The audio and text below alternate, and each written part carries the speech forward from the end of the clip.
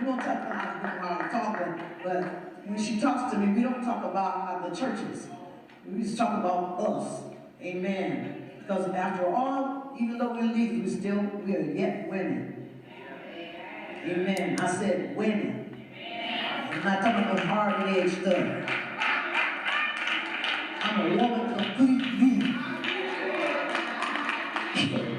So, I'm a woman for real. We're all women, amen? No woman that not look at me wrong.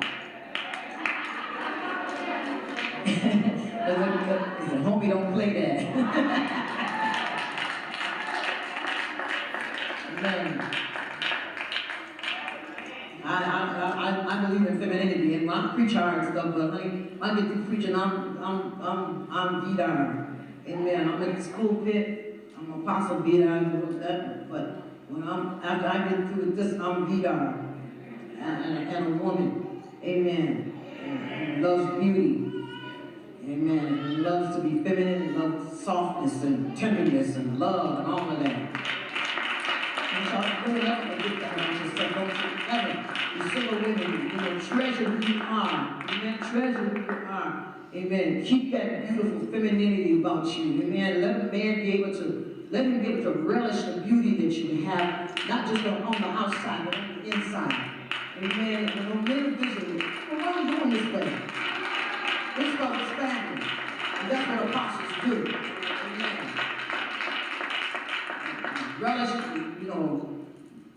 Relish and respect and honor, amen, who you are by the way you carry yourself, amen. Turn to very quickly. Don't be wearing your slacks so tight so we can see all of your stuff and panty lines, and you want to minister and all your junk all bunched all up in here, and you looking all nasty and stuff. That ain't God. That ain't cute.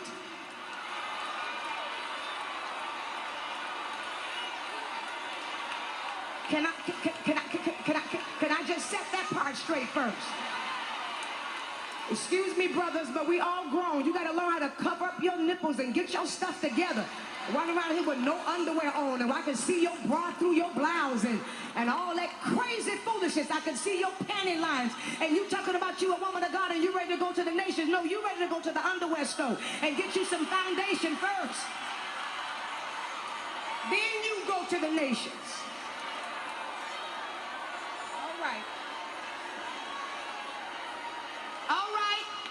You ain't got to wear the tightest pants in the world. Come on, somebody.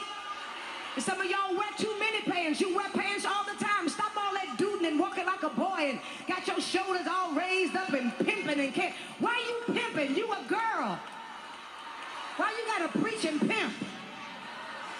Why you got to slap your... Close your legs up and look like a lady. Stand like a woman. Talk like a woman. Come on, somebody. Your femininity is necessary for where God's trying to take you. If they wanted a man, they would have invited a man. They invited a woman, so don't go looking like a man.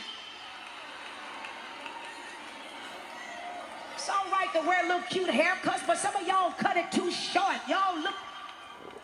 Let your hair grow a little bit so we can know which way you're going. That's all right. Don't confuse us about that, because we're confused enough. The world is confused. The church is confused. And it's time for somebody to make the decision to mature enough to bring some kind of character and identification back to the church. I'm not hearing y'all say that. We're trying too hard to look like the world.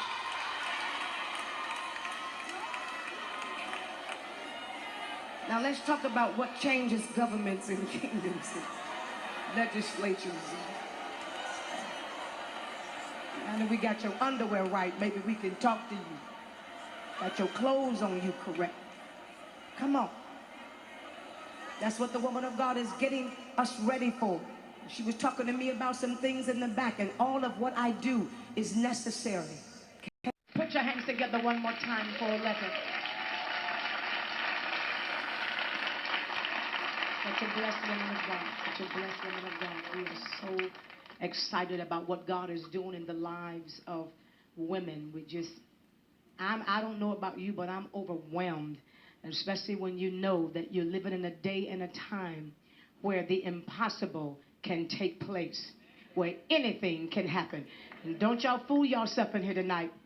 So I'm going to drop in here in a few minutes. You just hold on. Oh, I feel it brewing. How many of y'all can feel it? Oh, yes. Oh, yes. Oh, yes. My God, my God, my God.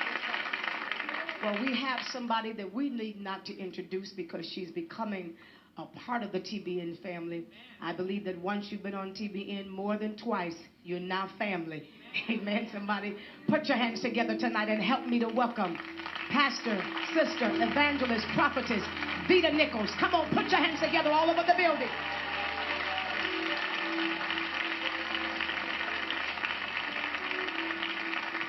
Well, Sister Nichols, we're going to just open up our word a little bit because I believe that the Lord is doing some awesome things. And even though we have women in this building that are watching across the country, watching in this building, sitting in this building in anticipation, if you got your Bibles, I want you to open up your Bibles because we're trying to allow God to have free course to do what he wants to do. We only have a few minutes, but many of you know that, and if you don't know it, we are in the process now of bringing women on the front line to Los Angeles, California.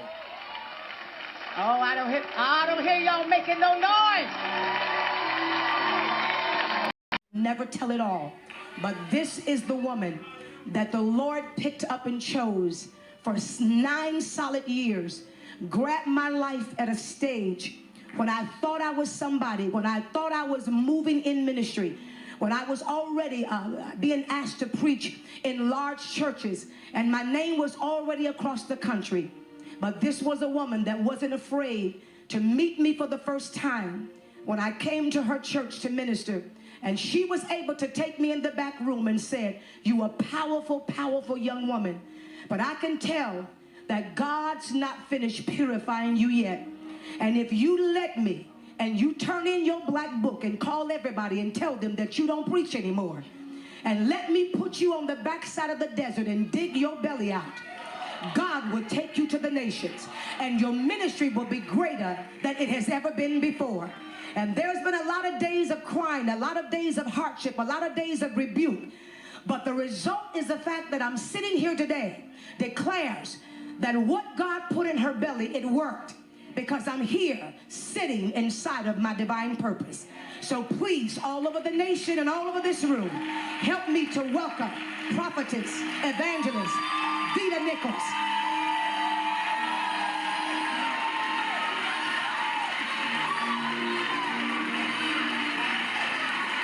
Thank you. Well, I don't even know where to start at, but I guess I'll just start by saying, what was it like mentoring Juanita Bynum? I know I started with a loaded question.